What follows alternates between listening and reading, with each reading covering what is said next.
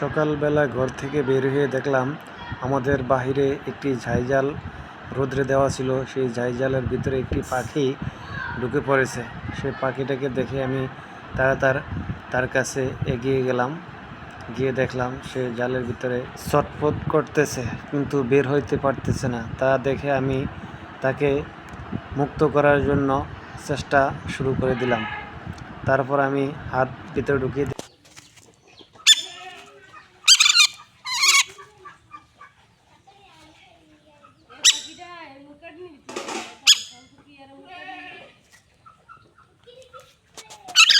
যখন আমি চেষ্টা করতেছিলাম তাকে বের করার জন্য, তখন সে তার ঠোঁট দিয়ে আমাকে বারবার ঠোকর মারার চেষ্টা করতেছিল।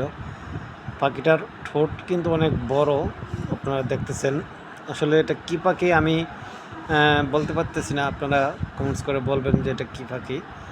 তো আমি যখন তাকে বের করার জন্য খুব চেষ্টা করতেছিলাম, কিন্তু সে আমাকে খুবই ঠোকর মারতেছিল।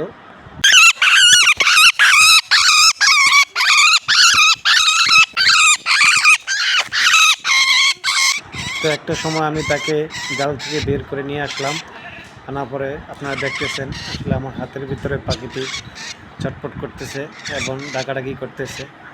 আপনারা দেখে বলেন তো আপনারা চিনেন কিনা এই পাখিটা কী পাখি হতে পারে। আসলে অনেকটা ভয় কাজ করতেছিল, যেহেতু পাখিটার ঠোঁটটা অনেকটাই লম্বা এবং অনেকটাই শক্ত। আমাকে কয়েকটা ঠোকর মারছিল, কিন্তু অনেক ব্যথা পেয়েছি। তারপরও আমি আপনাদেরকে দেখানোর জন্য এটা রিস্ক নিয়ে, এই যে দেখেন কি মিলে আমাকে ঠোকর মারতেছে। তো আমরা এখন পাখিটাকে অবমুক্ত করে ছেড়ে দিব। তো ছেড়ে দেওয়ার আগে আপনাদেরকে আমি আরেকটু দেখানোর চেষ্টা করছি।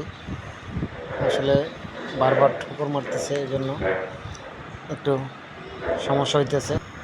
আসলে কখনো এরকম ভয়ঙ্কর পাখি এরকম ধরা হয়নি, তো এই প্রথম হয়তোবা সামনে পড়ছে, এই বিদায় হয়তোবা ধরছি। তো দেখুন পাখিটিকে আবারও দেখুন, চিনতে পারেন কি না। আসলে অনেকে হয়তোবা চিনতে পারবেন, যেহেতু অনেকের অনেক অভিজ্ঞতা আছে পশু পাখি পালন সম্পর্কে। এছাড়াও তো এই যে এখনই আমি পাখিটিকে ছেড়ে দেওয়ার জন্য প্রস্তুতি নিলাম।